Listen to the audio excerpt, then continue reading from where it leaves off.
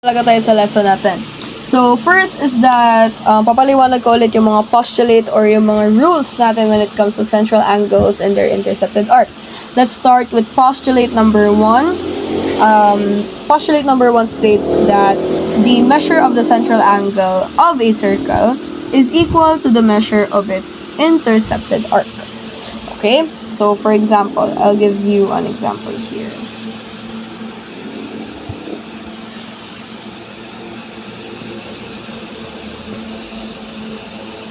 Let's say we have our circle O. O yan. So, the measure daw of the angle AB is equal to 10 degrees. Sinasabi ni postulate number 1, the measure of a central angle, AB, no, AOB. The measure of a central angle is equal to the measure of its intercepted arc. No? So, if hahanapin natin yung measure ni the arc AB, pag pinapahanap sa atin yan, since ito yung central angle niya, ito yung intercepted arc niya, no? Sinasabi ni postulate number 1, equal lang sila. So, if ang central angle AOB, if the central angle AOB is 10 degrees, then yung intercepted arc niya, o yung arc na kaharap niya, yan o, yung arc na kaharap niya, it's also 10 degrees. Okay? Yan. So, ganyan yung sinasabi ni postulate number 1. Dito naman tayo sa sinasabi ni postulate number 2. Postulate number 2 states that two adjacent angles,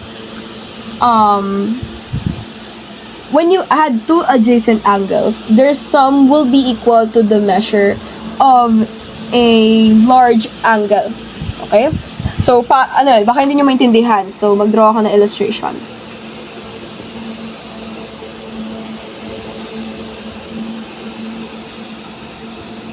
Okay. Sinasabi dito, two adjacent, dalawang magkasunod, dalawang magkatabi na angles, kunyari ay O dito. Ito ay A, B, C. Okay? So, the angle AOB, yan, and the angle BOC, kapag inad mo daw silang dalawa, itong dalawang to, pag inad mo sila, magiging sum daw nila ay equal sa measure ng angle AOC. Itong malaking angle. Yan. Kapag inad mo daw, ang dalawang magkatabing angles, which is AOB, inad mo silang dalawa, inad mo siya kay BOC, yan, ang magiging sum daw nila ay equal sa measure ng large angle, which is AOC. Yan. I hope you get it. Sana gets nyo. Okay? So, for example, bago tayo talaga mapunta sa real na examples natin or mga problem solving natin dito. So, the measure of the angle AOB is equal to 20. The measure of the angle BOC is equal to 20. What is the measure of the angle AOC? So, AOB daw, which is here, yan, AOB, 20 daw yan. And yung BOC daw, yan, BOC, 20 rin daw. Ano naman yung magiging value ni AOC? O, mas malaki siya, di ba? So, pag inad mo lang daw silang dalawa, magiging 40. Yan, yun yung sinasabi niya. So, paano naman kapag ang given sa atin, for example ang given lang sa atin is AOB at yung ating, malaking large angle. So, dito dapat ay madiskarte tayo. We know how to think outside the box. Kailangan alam talaga natin kung paano i-manipulate yung mga constant na term or na values na binibigay sa atin na measurements. So, if AOC natin, for example, it's 50. And binigay sa atin AOB lang, 25 dito. 25. And then yung buong ano nila is 50. Ano daw ang magiging value ni BOC? Since postulate number 2 states that two adjacent angles, yung sum nila ay equal sa measurement ng large angle, ang gagawin lang natin dyan is ma-minus natin si 50 kay 25. Which is 25 din. Diba? So, that doesn't mean that they are equal, ha? Okay? Pwede sila magbago ng value.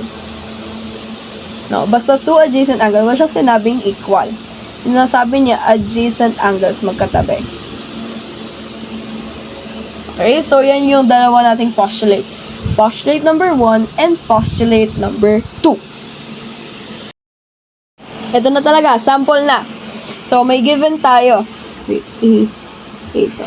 So, sinasabi niya, number 1 tip ko is kapag ganyan, pag may given tayo, isulat nyo na agad sa illustration or sa given na picture or na diagram dito. Okay? So, the angle AEC daw, A, E, pati C, ay 50. So, yan, 50 sila. And AEB, yan lang, ay magiging 25. Okay. So, pinapahanap sa atin is arc AB. So, since given naman yung value ni angle, ni central angle and center to E. Circle E yan. Okay? So, pinapahanap sa atin is the measure of the arc AB. So, since given naman yung value ni angle of AEB, diba? So, dito siya. Kaharap niya tong arc na to, which is AB. Ibig sabihin, same sila ng value. Magiging 25 din siya. Okay? Next is BEC. The angle or the measure of the angle BEC. Since kanina, parang example ko na rin to kanina, given sa atin yung measurement ng large angle, which is AEC. Yan. Given rin sa atin yung yung measurement ng isang adjacent angle, which is AEB. So, ang gagawin lang natin dyan is 50 minus 25. Okay? Since ito, 50, tapos hinahanap sa atin is kalahati niya, kukunin natin tong given na to, ima-minus natin sa 50. Okay? So, magiging 25 din. Diba? Parang example ko lang kanina. Yan. And then, the arc BC, since nahanap na natin to, 25 ka rin. And AC, yan, buong yan. Since given na rin, AEC, 50. Okay? So, you gotta think outside the box. Next, magdagdag tayo. Okay. Same illustration. Let's find the measure of the arc ADB. The measure of the arc CD. Wow, mahirap to ah. And the measure of the arc DAC. Okay. So, medyo mahirap yan. Pero kaya natin yan. Kakayanin. Kita pa. Ayan, mas kita. Okay. So, dito, start tayo sa una. ADB daw. Yung arc ADB. So, look at the illustration. Ano nga ba yung pinapoint out niyang arc? Sinasabi niya, the arc ADB. Yan. Okay? So, sakop niya ito. Ito lang yung matitira. Ayan o, si 25 lang. So, tandaan nyo, di ba, yung buong circumference ng circle is 360. Okay? So, it says, eto, parang sakop niya na eh, ADB. Ang matitira lang, eto, di ba? Ayan lang yung matitira, oh. Like, eto lang yung matitira. Ayan lang, yung maliit na pie na yan. Yan lang yung matitira. Si 25. So, 360, ma-minus na natin niya kay 25. Okay, so, magiging 335. Next, CD naman. Saan si C? Yan. So, the arc CD. Dito, as you can see, meron tayong central angle. No?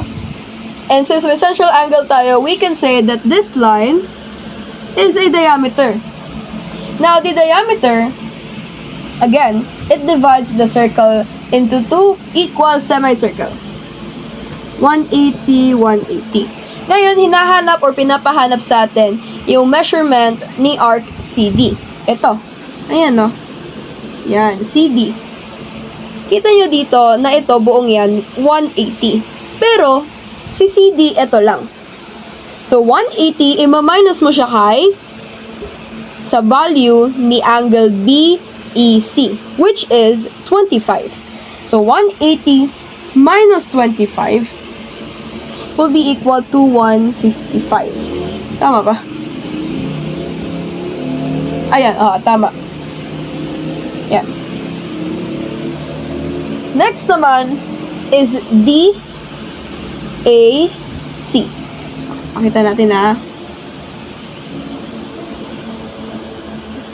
DAC.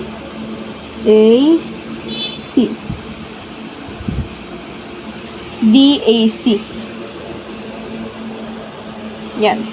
Ito yung sakop niya. Ayan, DAC. Again, gamitin natin yung trick natin when we are using the diameter.